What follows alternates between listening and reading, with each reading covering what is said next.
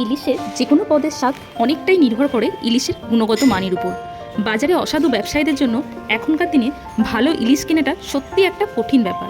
অভিজ্ঞতা না থাকলে ঠকে যাওয়ার কিন্তু অনেকটাই চান্স আছে। যদিও ইলিশ কেনার অভিজ্ঞতা আমার খুব খারাপ, তাও আমি কিছু জিনিস দেখে ইলিশ কেনার চেষ্টা করি। সেটা হলো ইলিশের চোখ, ইলিশের গঠন আর বরফে না রাখা ইলিশ চেনাটা একটু হলেও সহজ।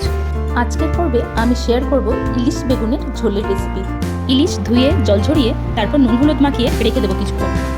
ঝোলের জন্য আমাদের লাগবে আলু, বেগুন, টমেটো অপশনাল, কাঁচা লঙ্কা, আদা, ধনে জিরে গুঁড়ো আর একটু পাঁচফোড়ন। ইলিশের রান্নায় আমি অতিরিক্ত মশলার ব্যবহার এড়িয়ে চলি। ঝোলের জন্য আলু আর বেগুনগুলো আমি লম্বা লম্বা করে কেটে নেব এবং পেঁয়াজগুলোকে আমি সরু সরু করে কুচি করে নেব। ইলিশের সাথে সর্ষের তেলের কম্বিনেশন না হলে ঠিক জমে না, তাই সমস্ত রান্নাটাই আমি সর্ষের তেলে করেছি। আলুগুলোকে ভালো করে লাল লাল করে তেলে ভেজে নিয়েছি এবং সেই তেলের মধ্যেই আমি ইলিশ মাছগুলোকে ভালো করে ভেজে নেব। ঝোলের ইলিশ মাছ আমি একটু ভালো করে লাল লাল করে ভাজতে পছন্দ করি, নয়তো ঝোলের মধ্যে ইলিশ মাছ ভেঙে যাওয়ার একটা চান্স থেকে যায়। আমি মাছটাকে এপিট ওপিট ভালো করে লাল লাল করে ভেজে নেব।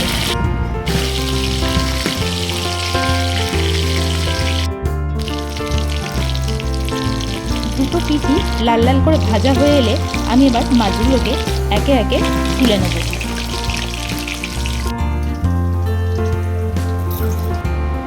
সেই মাছ ভাজা তেলের মধ্যেই আমি এবার বেগুনগুলোকে ভালো করে ডিপ ফ্রাই করে নেব।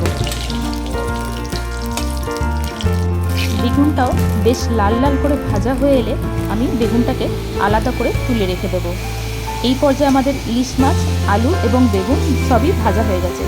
এবার সেই বেগুন ভাজা তেলের মধ্যেই আমি ফোড়নের জন্য দিয়ে দেবো একটু পাঁচফোড়ন এবং তার মধ্যে চিড়ে রাখা কাঁচা লঙ্কাগুলো, তারপরে তার মধ্যে পেঁয়াজ কুচিগুলো দিয়ে দেবো। দিয়ে ভালো করে নাড়াচাড়া করে একটু হালকা করে ভেজে নেবো। পুরো মশলার মধ্যে আমাদের একটু লঙ্কা হলুদ গুঁড়োও লাগবে, যেটার কথা আমি আগে বলতে ভুলে গিয়েছিলাম।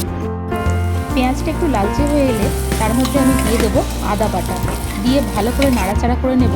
সমস্ত গুঁড়ো মশলা আমি জলের মধ্যে গুলে রেখেছিলাম এবং সেই জলটাই এই মশলার মধ্যে ঢেলে দেবো এবং দিয়ে দেবো প্রয়োজন মতো লবণ। মশলাটা কষিয়ে তেল ছেড়ে এলে তার মধ্যে ভাজা আলুগুলো দিয়ে দেবো এবং ভালো করে নাড়াচাড়া করে দেবো। আলুর সাথে মশলাটা বেশ খানিকক্ষণ ভালো করে কষিয়ে নেব। তারপর দিয়ে দেবো প্রয়োজন মতো জল এবং জল ফুটে এলে তার মধ্যে বেগুনগুলো ছেড়ে দেবো।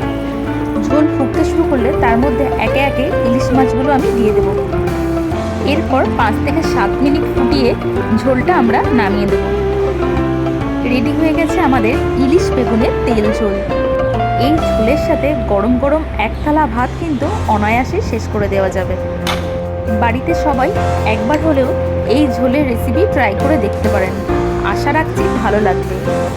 রেসিপিটি কেমন লাগলো অবশ্যই কমেন্ট করে জানাবেন, আর ভিডিওটি ভালো লাগলে চ্যানেলটা সাবস্ক্রাইব করে দেবেন।